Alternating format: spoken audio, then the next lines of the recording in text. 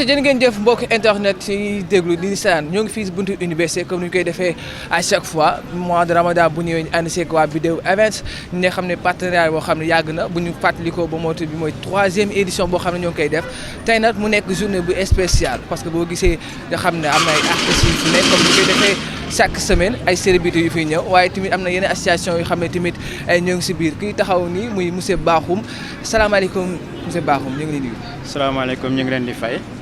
ñu ngi nuyu ñëpp et ñu ngi tamit rafetlu jotaay bi di remercier waa Bidew Events man maa ngi tudd docteur Mbagnick Bakhoum di président association aux patients et familles victimes d'AVC. donc li ñuy def nii yaakaar naa ne lépp benn la rek maanaam jàppale ay nit donc ñëw ci weeru koor gi di joxe ay xéwal pour que nit ñi mën a dog seen koor ñoo xamante ne ci mbedd bi lañ nekk. te pour ñu yegg seen kër day jafe te xam nga koor bu dogee rek farata la bu dog jotee rek farata la ñun tamit ci wàllu AVC aussi dañuy dimbali ay nit rek donc ñaaru association yu dajee la donc depuis daaw ñi ngi ànd ci collaboration bi vraiment rafetlu nañ ko bu baax a baax dinañu ñëw jéem a fexe def ay sensibilisation et puis ren aussi mu tombé nag ñun ci mois d'avril naa après sama beneen naataango bi nga xamante ne mooy secrétaire général bi dina ci dugg muy mois d'avril bi nga xamante ne dañ ko jagleel affaire AVC parce que simplement gis nañ ne yaakaar naa ne ñëpp d'accord nañ ne feebar la boo xamante ne bëri na fii nii Sénégal te mi ngi lor ñu bëre soit loo xamante ne jëm ci loo xamante ne day faat bakkan wala loo xamante ne dafay andi ay laago donc ñu ngi rafetlu ci weeru koor gi nga xam ne weer gu sell la ñaan yàlla mu nangul ñu suñu koor nangul ko bépp jullit voilà te incha allah déwén ñu fekkee ko encore. amiin mais est-ce que bu ñu doon xool maanaam lépp lu ngeen bëggoon xam ne bëggoon ngeen si wàllu collaboration bi ngeen defee ak waa ñuy Bidew Events est-ce que message bi ngeen bëggoon jàll na dëgg. waaw jàll na yaakaar naa ko xam nga man moom médecin la maa ngi tooñ Ismaël defe naa lu bëri yoon bëgg naa ñëw mais chaque fois dañuy bëri xam nga ay consultation mais ñoom Bamba bële passé tamit am na ñeneen ñu fi nekkoon ñëw nañu. jéem a waxtaan mais ne serait-ce que suñu présence rek déjà wane na parce que déjà li am solo mooy association bi fës mais ci ginnaaw association bi li gën a di am solo mooy feebar bi fës maanaam nit ñi xam lan mooy AVC en fait te yaakaar naa ne loolu ñi ngi ci am satisfaction te ñi ngi ñaan aussi yeneen année yi ñu gën a mën a yaatal incha allah. incha allah après secrétaire Bamba.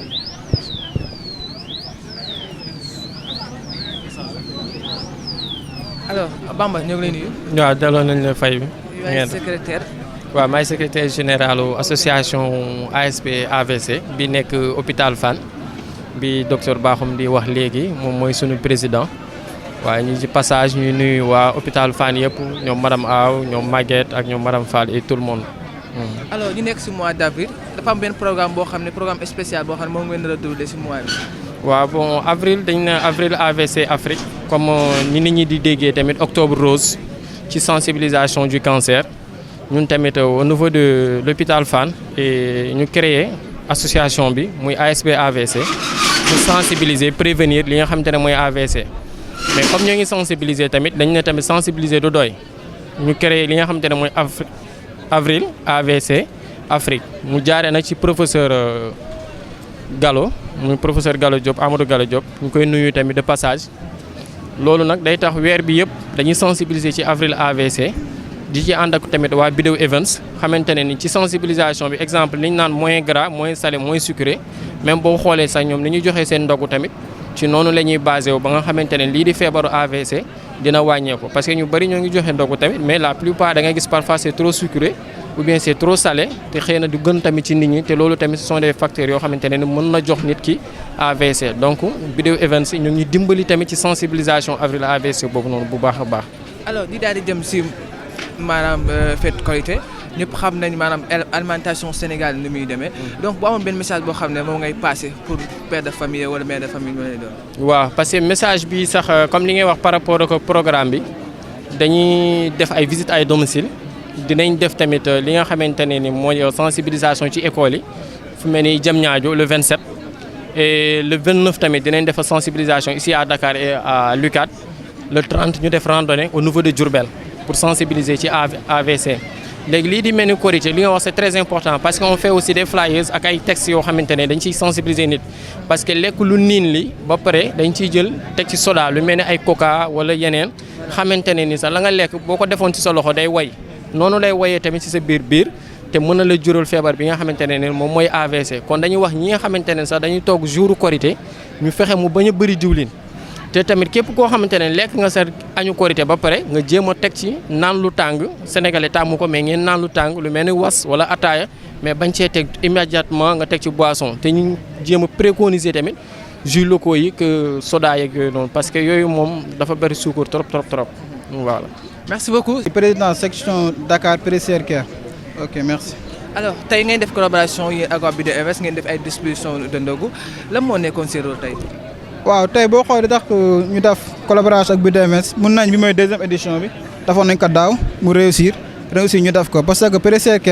structure boo xam ne social rek lay dox te lii aussi social la moo waral ñun aussi ñëw tey def collaboration ak Biddew Events dina remercier aussi bu baax a baax ak waa Promono sortant 50 parce que jàppal nañu baax a baax liñ bëggoon def nañ ko tey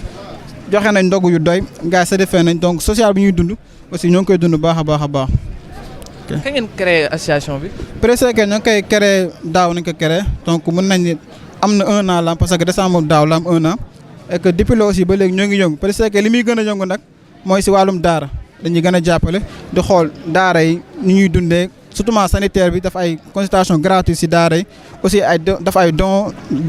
alimentaire don d'habits si daara yi en même temps aussi tamit les personnes vulnérables mooy les familles wala des autres personnes wala les gens yoo xam dañoo feebar ñooñu la ñuy jàppale baax a baax et que depuis loolu aussi boo xoolee mun nañu ni ñu considéré daf consultation gratuite bëri na macha allah trop plusieurs daara daf nañ ko ba ren jii rek plus de 4 daara daf nañ ko te incha allah rabbi nii mois yi di ñëw tamit bëgg nañ def ay journée de consultation gratuite si yenn daara. alors c'est pas facile ngeen di dimbale daara yi boo amoon benn message boo xam ne peut-être moom ngay passé yenn autorités yi pour ñu gën leen mën a jàppale waaw donc lu ñuy gën a passé message bi nga xam ne nañuy jàpp mën nañuy lancer rek mooy que ni boo xoolee journée consultation yi def si daara yi dañuy gis ni waa daara yi sëriñ daara yi dañuy am difficulté nit ki day feebar ndongo daara mën na feebar mais du am médicament wala boog mën a feebar dem hôpital ñu bind ko ordonnance mais du am xaalis bi nga xam ne la koy jëndee donc autorité ñi nga xam ne ñoo bonne volonté mën naa leen wàllum daara mën nga si liggéey mën nga si jaamu yàlla nga ñëw foofu xool gars yi li ñu soxla parce que soxla nañ aliment bu baax soxla nañ aussi tamit ay médicaments soxla nañ lépp loo xam ne lu war la si ñoom donc ñu jéem a ñëw si daara yi jëm see jaamu yàlla baax a baax parce que àdduna bi loo fi gis nekk rek day jeex et que bu la yàlla joxee wërsëg defe naa ne dalaa séddaloo quoi te j'espère que waa daara yii nii mérite nañ ko baax te aussi tamit soxla nañ ko bu baax a baax ñun aussi tamit en même temps Pré-Care di woo tamit bépp autorité boo xam ne yaa ngi Dakar bépp autorité boo xam ne yaa ngi Thiès foo mënti nekk ndax Pré-Care c'est pas seulement Dakar y a section Thiès section Saint-Louis section Ziguinchor ba Fouta am na ay section donc di woo bépp autorité boo xam ne rek mën nga ñu jàppale nga jëm ñoo dimbali baax a baax jëm ñoo jàppale si li nga xam ne moom nañuy yëngu di œuvre dans le social muy dimbali daara yi nekk suñu yitte. ok merci beaucoup. mbokk internet di Rokhaya ñu ngi leen di. maa ngi leen di fay bu baax a baax. ñu bëri nga présenté wu ak nga wax ni tey la moo nekkoon sa teewaay. waaw donc maa ngi nuyu ñëpp di leen ziar bu baax a baax donc man c'est Rokhaya Ndiaye présidente de la 50e promotion sortante de chirurgie dentaire maanaam étudiants yi nga xamante ni dañuy jàng lépp luy jëm ci wàllum beñ donc tey jii dañoo àndoon ak waa Biddew Events ak waa Pré-Care ci ndogu social maanaam ndogu humanitaire ñëw ici au rond-point de l'UCAD pour distribuer des ndogu aux passants aux étudiants etc. donc vraiment kontaan nañ trop et on vous remercie également de la présence. merci beaucoup. ba léegi ñu ngi taxaw ak waa Casamance CES ñooñu kenn dootu président Sénégal alors sëñ bi ñu ngi lay nuyu. ñu ngi lay fay. tur bi naka la. Mame Malick Diop. Mame Malick ñu bàyyi nga présenté wu. Bon, bonsoir encore. Moi, je m'appelle Mame Malick Diop. Je suis assistant marketing à la Casamance. Du coup, suñu taxawaay mooy tey Biddew Events ñun ak moom nous sommes en partenariat.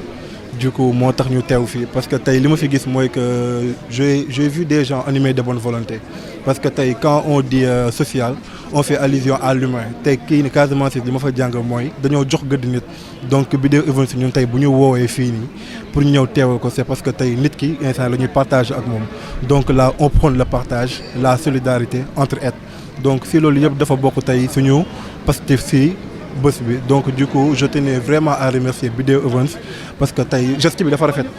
ñun ñëpp fekkee ko ñun ñëpp parce que tey kuy ñaan yàlla da ngay ñaan boo amee as tuut nga bokk ko ak nit buy dem au fur et à mesure ngay dem boo ko bokkee nit day gën a law tey yàlla dafa ne benn la lépp commencé boo joxee benn yàlla dala koy delluwaat encore donc tey si loolu laa fi gis fii nit yëpp nag ñu ko fekkee parce que tey Casamance day prôné solidarité day prôné amour pour son prochain donc tey lii yëpp day kii ni firndeel ni que Biddew Events tey def na liggéeyam carrément tey xam nañu baax fan la jógee carrément partenariat bi nag lu rafet la te instant je me dis que c'est le début du commencement yàlla nañ ko fekkee ay at yu bëri ñuy dem ñu nag moom ba événement yu gën a mag ñu koy organiser incha allah. merci beaucoup ok merci beaucoup. aja mbokk internet bi ba léegi ñuy continuer ñoo ngi taxaw nañu waa Biddew bu bees ñoom kenn dootuñu présenté biir Sénégal rawatina si wàllu musique ñoom tamit def benn partenariat ak wala collaboration ànd seeg waa Biddew Events ki ñu taxaw nag mooy Beydi salaamaaleykum. waaleykum salaam imam ñu ngi leen di ziar. ñu ngi lay ziar bu baax. macha allah. alors tey la moo nekkoon seen teewaay tey fii la moo waroon seen teewaay tey. waaw suñu teewaay tey c'est pour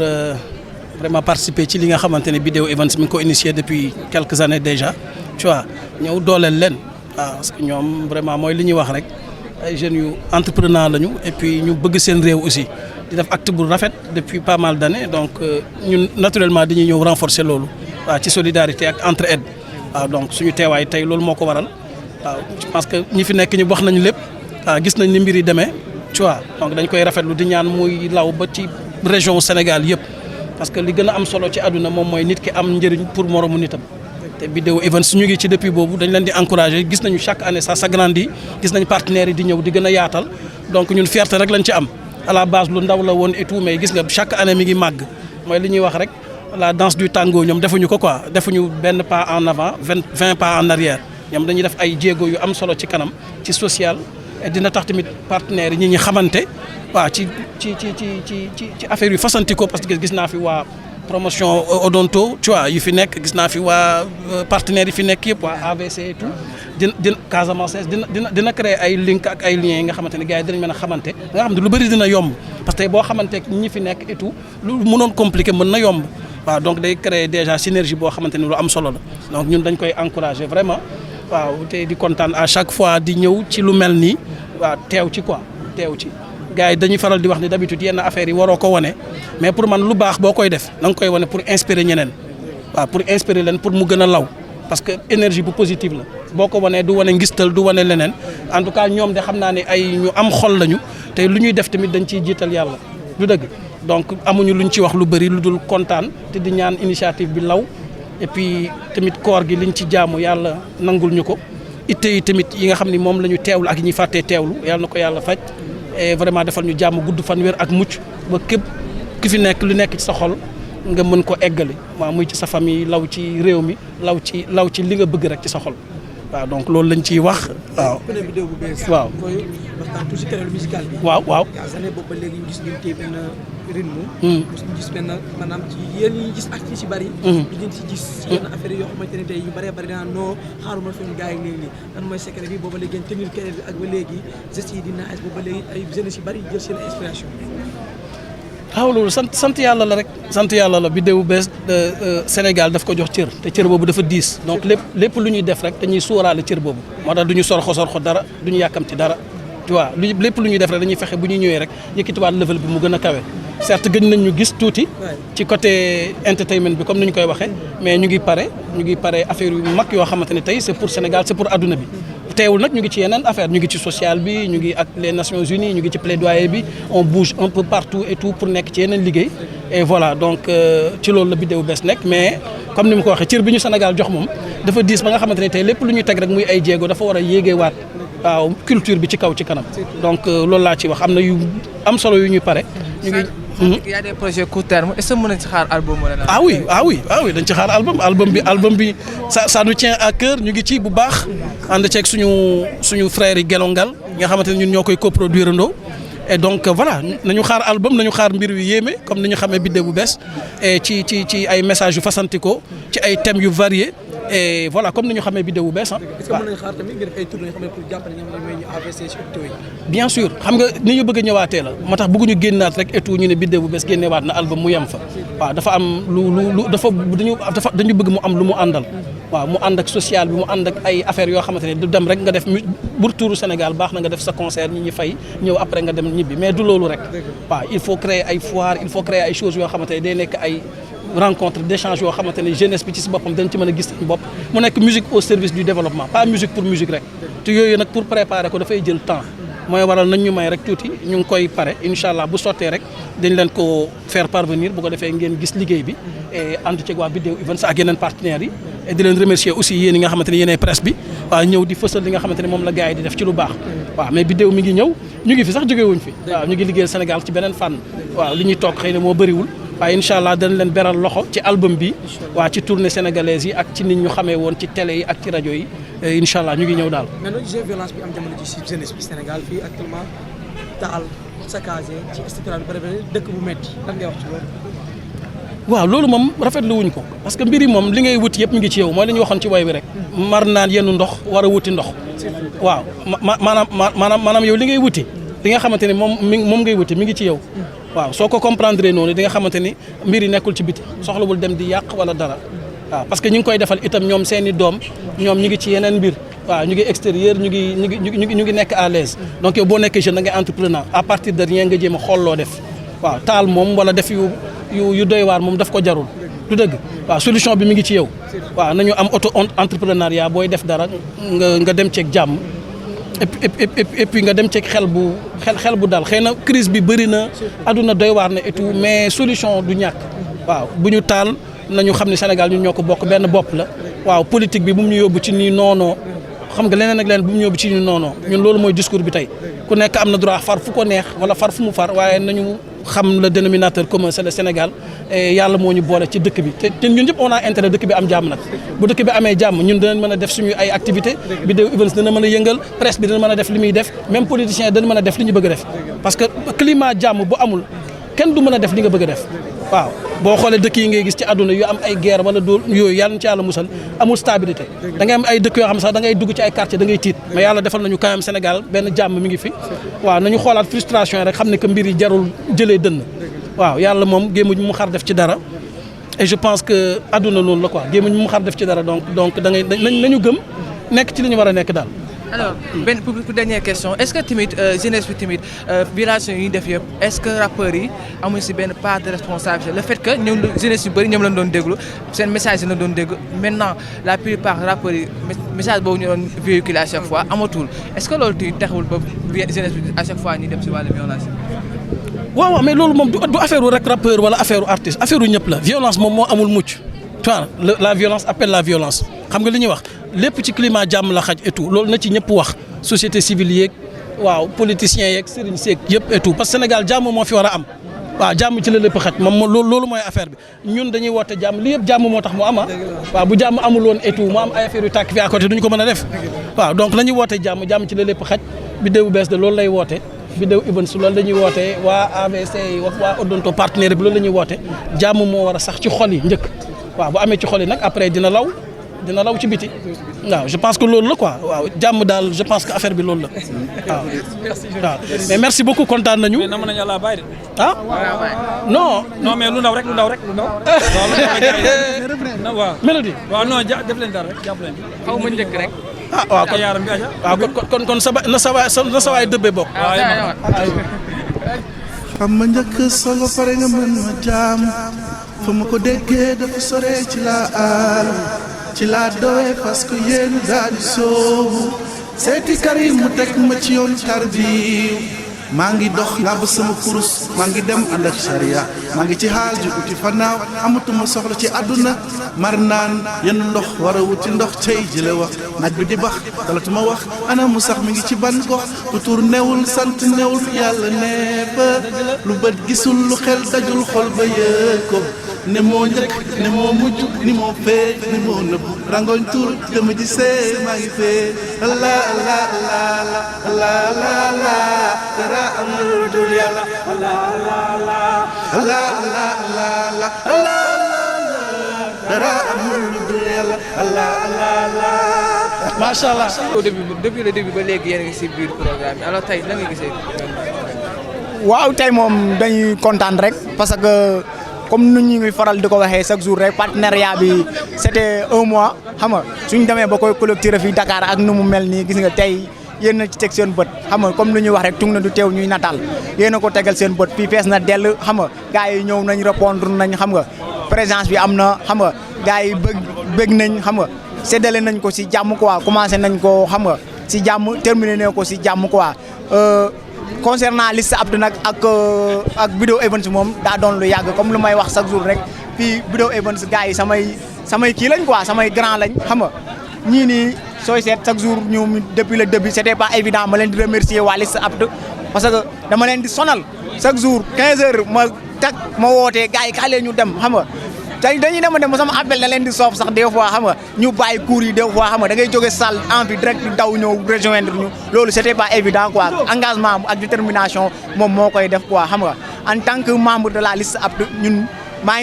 ngi remercier ñëpp xam nga di jël remerciement yi di ko teg ci loxo Ismaïla Ndiaye mi nga xamante ne moom mooy président Video Events ne leen ñun vraiment kontaan nañ si yéen gis nañ li ñu defal ak taxawaay bi ñu taxaw xam nga di naan dès maintenant du ma xaar ba déwén sax dès maintenant la ñuy renouveler ñun suñu partenariat pour déwén quoi li ci des moom ñuy xaar jox rendez-vous waa Diourbel parce que ñu may interpellé ñu nekk Diourbel bëri na quoi naan ma lu tax doo leen ñëw fii nii quoi xam nga di leen jox rendez-vous mercredi ak jeudi devant la poste de Diourbel ñu naan ñoo ngi ñëw incha allah.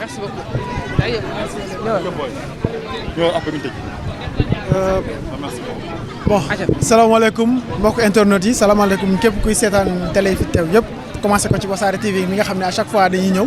bon kaddu yi nag day jógee ci Jokel Fall secrétaire général u Video Events ay kaddu yu remerciement lay doon parce que depuis koor gi commencé Video Events mu ngi doxal ay activités am mu doon joxe ay ndogu tous les jours ci rond-point UCAD et depuis loolu ba mu commencé ba tey gis nañ ne yéen a ngi ñëw di teew si yéen waa Wassare ñu àndoon ko aussi ak ay partenaires yu bëri macha allah ñu commencé ko ci Casamance ñoon jaar nañ fi léegi joxe ay kaddu Nescafé aussi teewoon na fi ci lu bëri ñoom ñii muy la liste apte nekk ay étudiants yu nekk fii ci biir université Cheikh Anta Diop à chaque fois dañuy ñëw di si jàpp ak képp ku nga xam ne nii de près ou de loin dugal nga ci sa